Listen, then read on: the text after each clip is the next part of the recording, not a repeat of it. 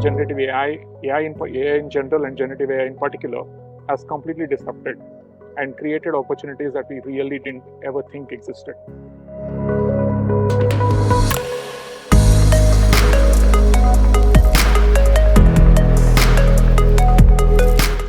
Welcome to another session of the podcast, Beyond the Lab. Today, we are honored to welcome a visionary leader at the forefront of the digital transformation in the pharmaceutical industry. Joining us is Phani Mitra, the global CIO and CDO at Dr. Reddy's Laboratories, along with Tushar Zare, the head of digital process and excellence at Aurigene. In this episode, we will hear Phani's perspective on the evolving role of AI in transforming core business operations across R&D, manufacturing, and commerce functions, and how Dr. Reddy's and Aurigene is together working in reshaping the drug discovery and development landscape.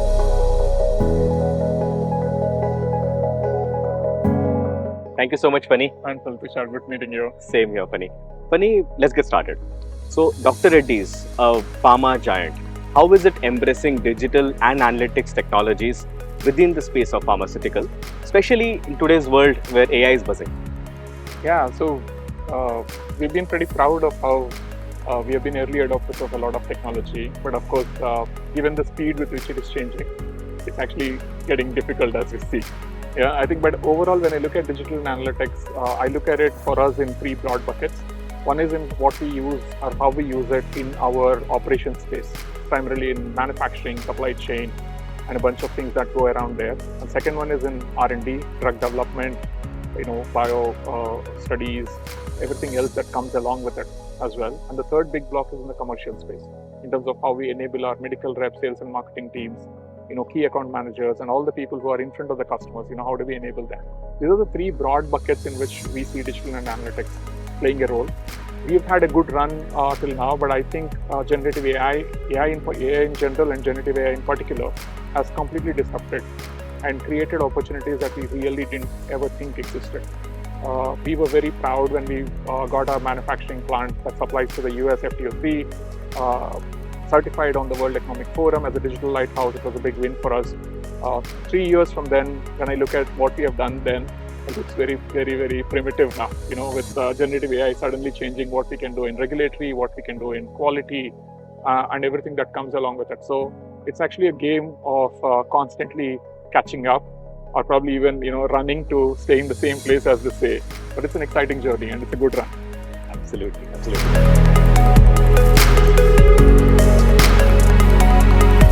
So let's focus on drug discovery as a journey. So AI is also having an impact on the DMTA cycle, the design, make, test and analyze cycle. What is your view, and what is Dr. Reddy's and Aurigene's perspective about it? How are you guys impacting the full journey? So I think this is probably the most exciting space outside of what I see happening in most of our regulatory IP and quality spaces, because most of those spaces actually are predominantly looking at the number of documents that we create, the quality compliance that we have to do. But the most exciting space right outside that is actually in drug discovery. And the DMTA cycle, you talked about it, because we know globally, the very low hit rates, the extremely large databases that we have to scan to actually look for candidates. How we even go about looking for those candidates has been extremely time consuming for many of the drug developers. We as a company and CDMO business in Aurigene particularly, as we help the big pharma innovators in this process, this entire space has been completely disrupted now.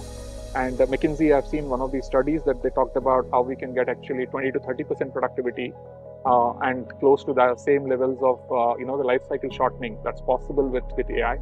So this is absolutely a space we want to reimagine our CDMO business, Aurigene particularly, as what I call as the AI first CDMO stack, right? And I think Aurigene.ai is a starting point there. Thank you so much, Phani.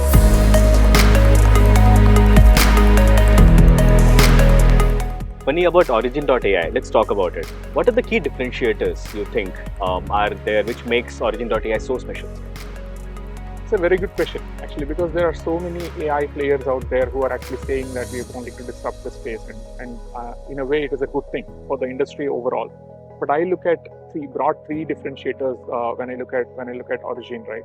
One is this is a platform that the scientists are building for the world, and it's not a data scientist, computer science grad, coming up with a bright idea. The deep subject matter expertise that goes behind it to build the platform is one key differentiator. The second one is it's not theoretical, and it is connected to point number one. But we have the wet lab integration, the ability for us to test what we are developing as a concept on the platform to whether it is working in the real world, right? That's a big differentiator as well, and that cycle, as you condense it, can be a huge differentiator. And the third big one is we are not treating it as a one-off opportunity, right? We are deeply integrating it into how the innovator pharma actually looks at their overall cycle, right? So it's not a one-off, one part of the value chain kind of intervention. We are looking at each and every part of the innovation cycle and saying how can AI actually reimagine this entire process. So I think these three are big differentiators. I'm sure you and the team are actually doing a lot more. So if you guys want to add more, please do. But I think it's exciting for sure. Sure. Thank you so much. So one important thing I think, Phani, in this is we are trying to bring lab in the loop. At the end of the day, how does those new generated compounds are doing in the lab? And then getting the result back to those models, training them, making sure that the next iteration is better than the previous one, keeps us accurate. That's the key.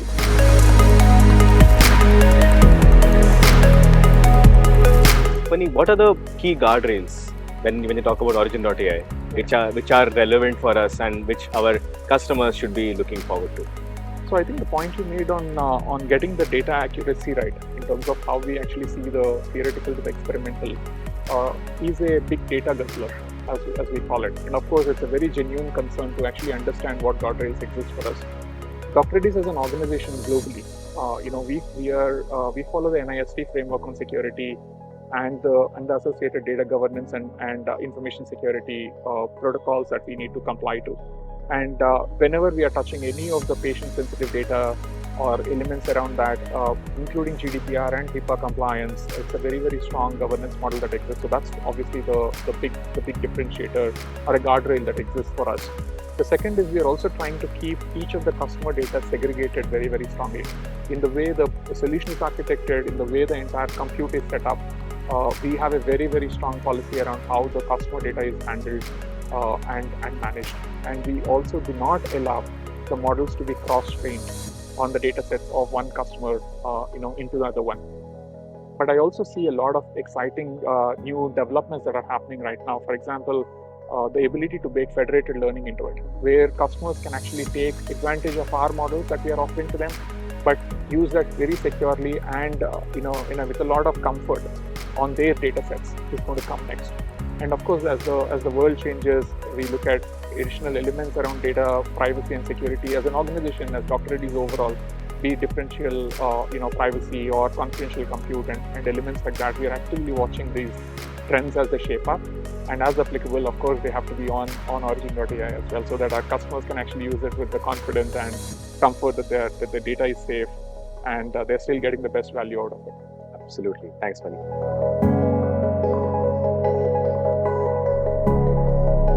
So, last question. What should we expect from Aurigene.ai in the near future? What do you think the roadmap looks like? Yeah, an honest answer, which is I don't know, because the world is changing so rapidly.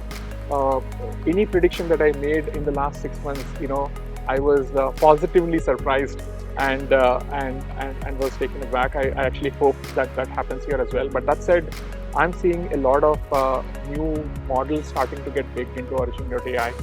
The breadth of what we are able to offer on the innovation pipeline, changing significantly from what we are doing to tomorrow. I'm also seeing a lot of early interest from a lot of customers, wanting to work with us. And as you take this data into the real world, the models into the real world, and work with customers much more closely, you would actually see, the platform evolve into something more exciting. So that's how I see it. So, but yeah, I hope you guys positively surprise us again. Yeah, absolutely. That's our job. So, as we say in Aurigene.ai, the whole journey is to fail fast, iterate faster.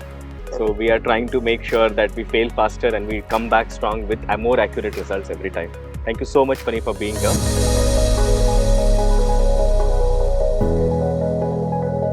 we are not letting you go. There's a rapid fire planned for you.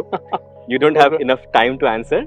We have to quickly answer in like less than 2 seconds. Okay. Okay? Fine. Yeah. All right, let's get started. If you weren't in tech, what would you been doing? I would have been a physics professor. Always, always been my dream job. I've answered it multiple times, but yeah, a teacher or a professor at some place is what my job is, and probably my alternate career as I go. That moves to my next question. Is it true? Are you moonlighting as an actor in Telugu industry? I wish. I wish. Okay, what is more difficult? Is it digital transformation or picking up a Netflix show? Equally tough. Actually, I have my wife to help me with Netflix shows, so probably digital transformation still.